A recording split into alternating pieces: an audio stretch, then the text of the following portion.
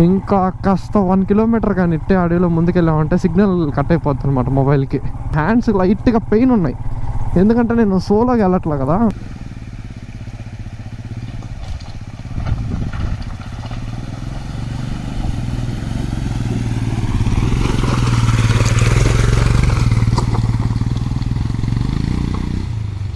Water చూసారా ఎలా ఉన్నాయో, ఘోరమైన ఫ్లో ఉంది. బాబా ఏ రేంజ్లో పడుతున్నాయి చూడండి. షేర్ చేసైతే నేను వెళ్తున్నాను. Hello guys, welcome back to my YouTube channel. ఈరోజు మనమైతే ఒక ఇంట్రెస్టింగ్ ప్లేస్కి అయితే వెళ్ళబోతున్నాం. అది ఎక్కడికంటే గౌరీ శంకర్ కోన అని చెప్పి మా ఊరికాడ నుంచి ఒక 30 కిలోమీటర్స్ అనమాట. ఆ లొకేషన్కి వెళ్ళి అక్కడ కాసేపు టైం స్పెండ్ చేసి వచ్చేయడమే. అసలు వ్లాగ్ అయితే షూట్ చేయకూడదు అనుకున్నా, బట్ చాలా మంది ఆ ప్లేస్ని షూట్ చేయమన్నారు. అందుకని చెప్పి నేను రైడింగ్ గ్లౌజ్ ఏం తీసుకురాలే, నార్మల్ రెగ్యులర్ అవుట్ఫిట్తో వెళ్ళిపోతున్నా అక్కడికి. హెల్మెట్ పెట్టుకొని కెమెరా పెట్టుకొని వెళ్ళిపోతున్నా. మనం ఏ బైక్లో వెళ్తున్నాం చెప్పలే కదా, అర్థమైపోయి ఉంటుంది. హిమాలయన్ అనమాట ఇది. అంతకుముందు మన యశ్వంత్ అన్నది హిమాలయన్ 450 అనమాట. ఇప్పుడు ఇది వచ్చి హిమాలయన్ 411 ఓల్డ్ మోడల్. ఇది హిమాలయన్ ఎందుకు తీసుకెళ్తున్నానంటే ఆఫ్ రోడింగ్ సూపర్ ఉంటుంది అనమాట. ఇప్పుడు రైడింగ్ గ్లౌజ్ షూస్ అవన్నీ ఎందుకు తీసుకెళ్ళట్లేదంటే ఆ కోనలో పెట్టేదానికి చోటు ఉండదు అనమాట. స్టార్టింగ్ మనం ఒక వాటర్ క్రాసింగ్ చేసుకొని ఎక్కాలన్నమాట. పైకి ఎక్కుకొని ఆ వాటర్ ఫాల్స్ కాడికి వెళ్ళాలి. అక్కడ మన వస్తువులు పెడితే కోతులు ఎత్తేసుకుంటాయి. ఇంకా బండి మీద పెట్టినా కోతులు, ఎక్కడ పెట్టినా అక్కడ కోతులు ఎత్తేసుకుంటాయి. మీరు ముందు చూస్తారు కదా ఆ రూట్ ఎలా ఉంటుందో. అందుకని చెప్పి అక్కడికి ఏం యాక్సెసరీస్ ఏమి ఎత్తుకోలేనట్లే ఒక బ్యాగ్ ఒకటి తెచ్చుకున్నా, నా GoPro batteries, tripods, power banks పెట్టుకుంటామని. ఈ హిమాలయానికి బ్యాక్ టైర్ అసలు గ్రిప్పే లేదు గైస్. అసలు ఫుల్ అంటే ఫుల్ అరిగిపోయింది, గుండె అయిపోయింది అనమాట టైర్. నేను ఆల్రెడీ హిమాలయన్ చాలాసార్లు డ్రైవ్ చేశాను. అరౌండ్ 140 అనుకుంటా my top speed on Himalayan 411. Himalayan 450కి దీనికి కంపారిజన్ చేయబడలేదు. అది ఇంజన్ సీసీ కూడా పెంచారు, ప్లస్ ఇంకోటి ఏంటంటే పవర్ పెంచారు. అది 40 PS, ఇది 25.5 PS పవర్ అనుకుంటా. గైస్ ఇంకోటి మీకు చెప్పడం మర్చిపోయా, లాస్ట్ వ్లాగ్ ఉంది కదా అవేర్నెస్ వీడియో, ఆ వ్లాగ్లో మీరు బాగా అబ్జర్వ్ చేసినట్టయితే నా కెమెరా పైన ఒక చిన్న షేడ్ లాగా కనిపిస్తుంటుంది.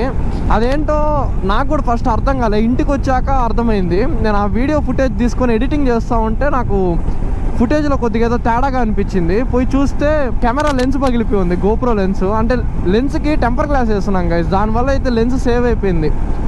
అది ఎప్పుడు జరిగిందంటే నేను హార్స్లీ హిల్స్కి వెళ్ళాం కదా, వస్తుంటే ఒక లారీలో ఉంచి చిన్న రాళ్ళు నసకలు పొలుకులుగా ఉంటాయి కదా, అది వచ్చి ఒకటి కెమెరాకి తగిలింది.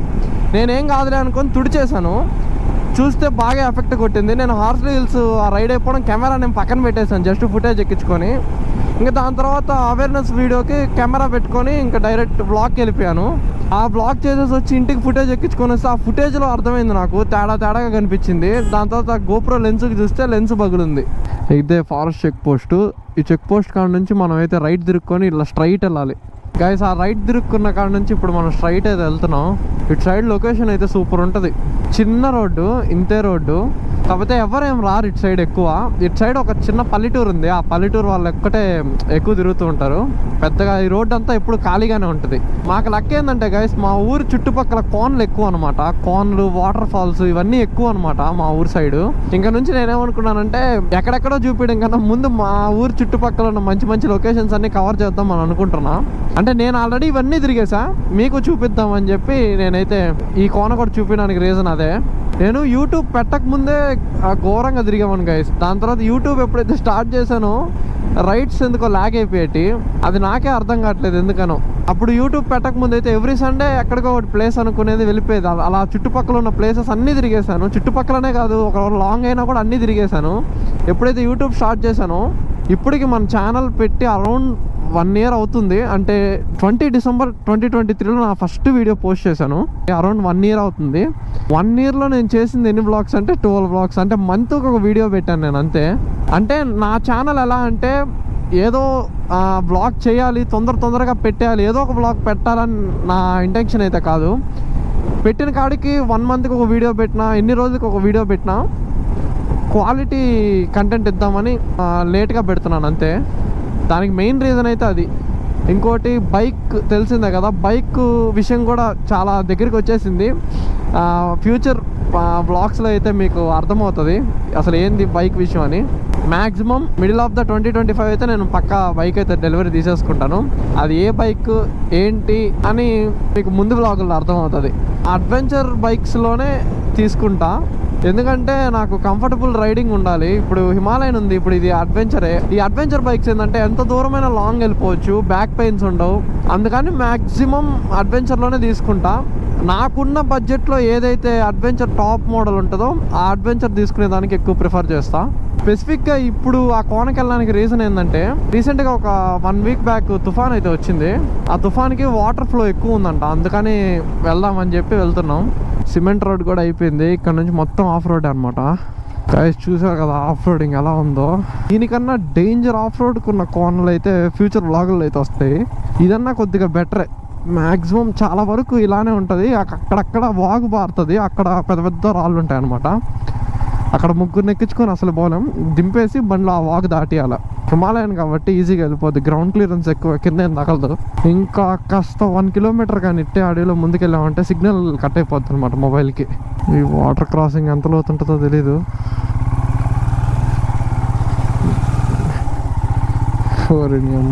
హ్యాండ్స్ లైట్గా పెయిన్ ఉన్నాయి, ఎందుకంటే నేను సోలోగా వెళ్ళట్లే కదా, నా వెనకాల ఒక 2 పిలియన్స్ ఉన్నారు, వాళ్ళ వెయిట్ కూడా బైక్ మీద పడుతుంది.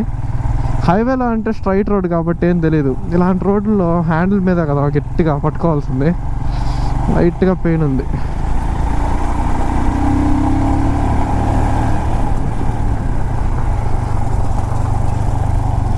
మన రైడ్లో ఫస్ట్ వాటర్ క్రాసింగ్ అనమాట.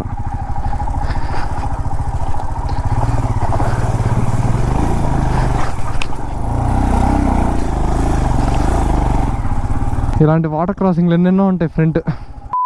గైస్ ఇది మన రైడ్లో అయితే second river crossing on Himalayan 411.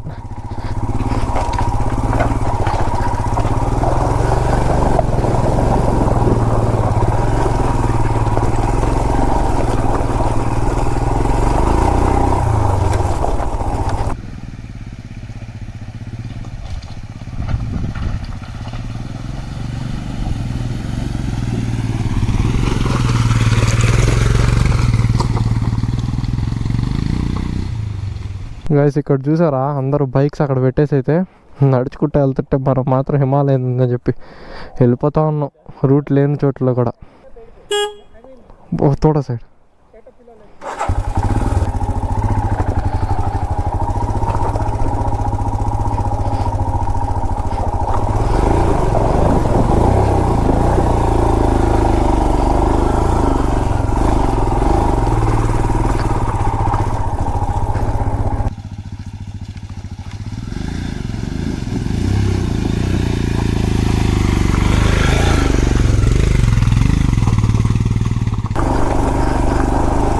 అబ్బా అబ్బా అబ్బా అబ్బా అడ్వెంచర్ అబ్బా. ఈరోజు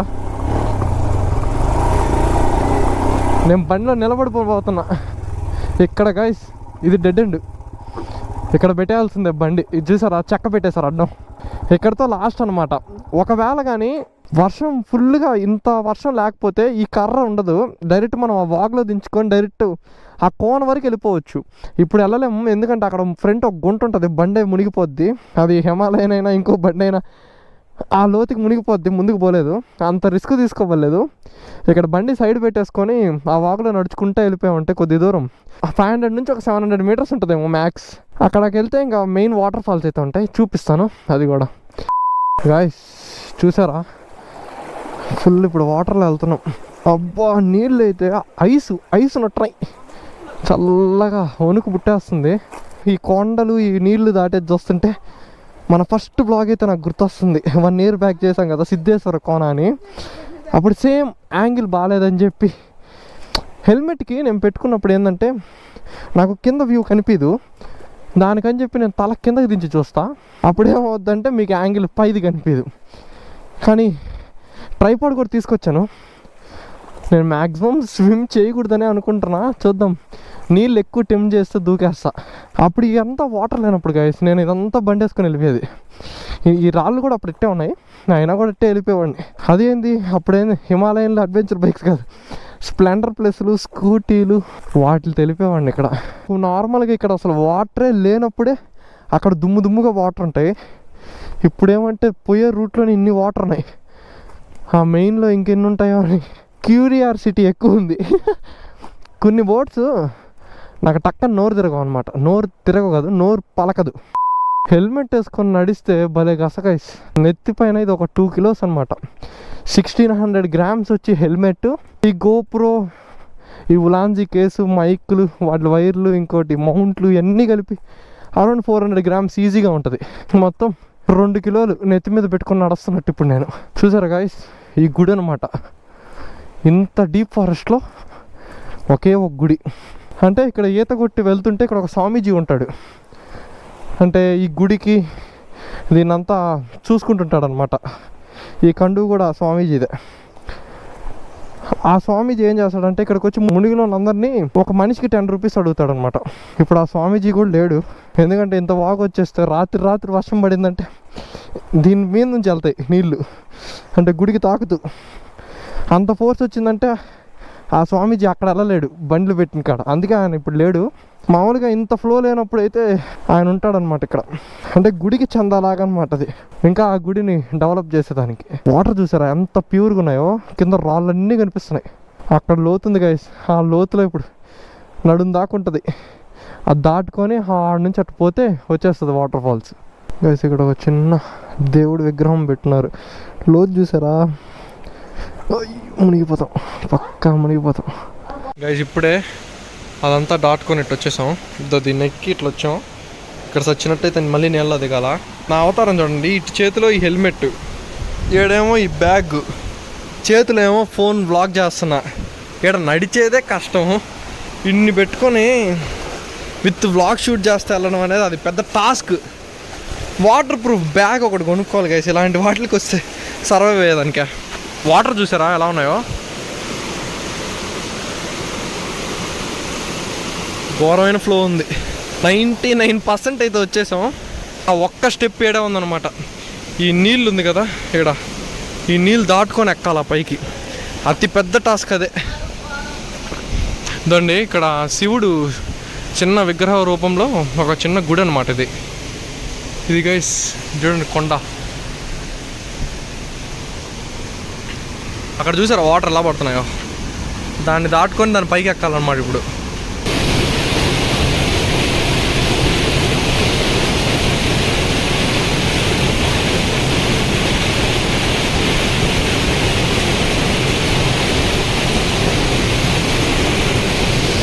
గాయస్ ఇక్కడ వాటర్ ఫోర్స్ చూసారు కదా, మనం నేను ఇంతకు చెప్పాను కదా ఒక టెంపుల్ ఉంటుందని. అదే అక్కడ నుంచి ఈ బిట్ అంతా ఈత కొట్టుకొని రావాల్సిందే. అక్కడ దాన్ని ఒక మేకలాగా కనిపిస్తుంది కదా, ఇదండి ఎగ్జాక్ట్ ఇక్కడ ఉంది కదా. ఆ మేకు పట్టుకొని పైకి ఎక్కి ఇలా రావాలి. ఇట్లా వచ్చి వాళ్ళు వెళ్తున్నారు కదా ఆ రూట్లో వెళ్ళాలన్నమాట.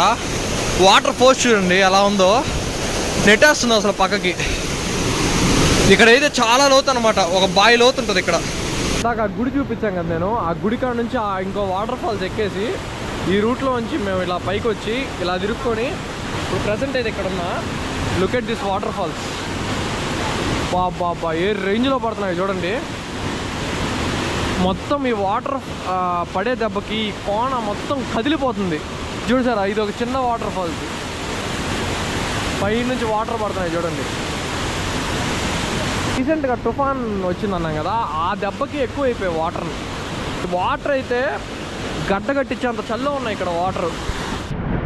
డేర్ చేసి అయితే కొన్ని నీళ్ళలోకి వెళ్తున్నాను.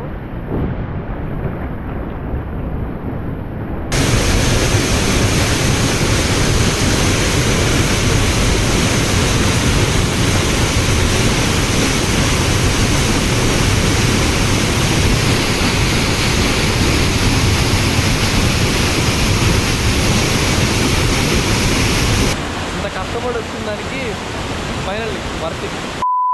ఈరోజు మొత్తం ఇది ఒక 10 సార్లు వాటర్ క్రాసింగ్ చేశాయి ఈరోజు. 10.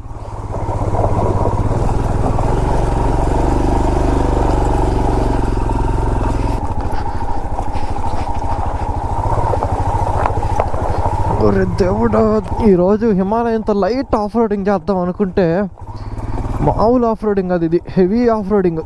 మన వాళ్ళని అక్కడ ప్రతి వాటర్ క్రాసింగ్ కాడ దింపుతా, మళ్ళీ ఈ రాళ్ళన్నీ దాడుచుకొని ఇటు ముందుకు వచ్చి ఇక్కడ ఆగడం, మళ్ళీ వాళ్ళు ఎక్కడం, మళ్ళీ పోవడం. ఇలాంటి వాటర్ క్రాసింగ్ ఇంకో 3 ఉన్నాయి. టైం చూసారా 4:34. లైట్ ఫెయిల్ అయిపోతుంది. ఇక్కడ కొండలు కదా, తొందరగా లైట్ ఫెయిల్ అయిపోద్ది. ముందు మెయిన్ రోడ్కి వెళ్ళాలి. ఇక్కడ నుంచి మెయిన్ రోడ్ ఒక 5 కిలోమీటర్స్ దాకా ఉంటుంది. అంటే జస్ట్ మెయిన్ రోడ్ కాదు, జస్ట్ రోడ్డు వచ్చేదానికి 5 కిలోమీటర్స్ దాకా ఉంటుంది. ఒకవేళ ఫుల్ వర్షాకాలం అలా వచ్చినట్టయితే స్విమ్మింగ్ వచ్చిన వాళ్ళే రండి, ఎందుకంటే అక్కడ ఈత కొట్టుకుంటానే పైకి వెళ్ళాలి. ఈత రాని వాళ్ళు అయితే అస్సలు రాకండి ఇలాంటి చోటుకి. చాలా అంటే చాలా లోతు ఎక్కువ. మనం మామూలుగా ఏ బండి తీసుకున్నా దానికి టాప్ స్పీడ్ అయితే కొడతాం, కానీ ఈ హిమాలయానికి ఎందుకో కొట్ల, అంటే కొట్టే టైం రాలే. కానీ సింగిల్స్ ఉంటే ఒరిజినల్ టాప్ స్పీడ్ ఏందో తెలుస్తుంది. కానీ మనం ఇప్పుడు డబల్స్ కూడా కాదు, త్రిబుల్స్ ఉన్నాం. సరే ఒక్కసారి హైవే మీదకి వెళ్ళాక ఒకసారి దాని పుల్లు ఇంకా టాప్ స్పీడ్ 2 చూసేద్దాం. టాప్ స్పీడ్ అంటే త్రిబుల్స్ ఎక్కించుకొని ఎంత మాత్రం వెళ్తుంది, దాన్ని బట్టి సింగిల్గా ఎంత వెళ్ళొచ్చు అని చెప్పి చెప్తా. మార్నింగ్ చూపించా కదా ఫారెస్ట్ చెక్ పోస్ట్, వచ్చేసాం ఇక్కడికి. ఇక్కడ నుంచి స్ట్రైట్ అనమాట.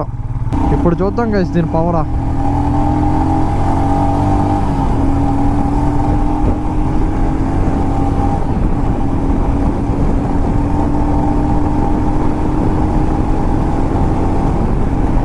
Fifth gear 100.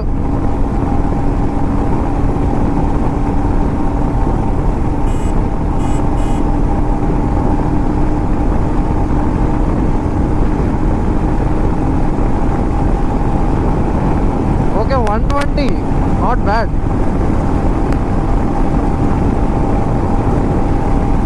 ముగ్గురు నెక్కించుకొని 120 వెళ్తుంది. అది మ్యాక్సిమం స్టేబుల్గానే వెళ్తుంది.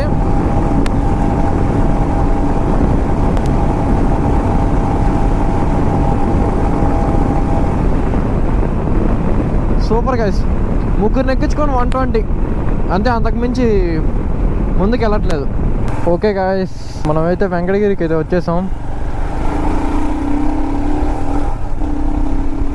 That's it for today guys. ఈ వ్లాగ్ మీకు నచ్చిందని అనుకుంటున్నాను. నచ్చినట్టయితే లైక్ చేయండి, షేర్ చేయండి, don't forget to subscribe Mohit moto vlogs and see in the next vlog.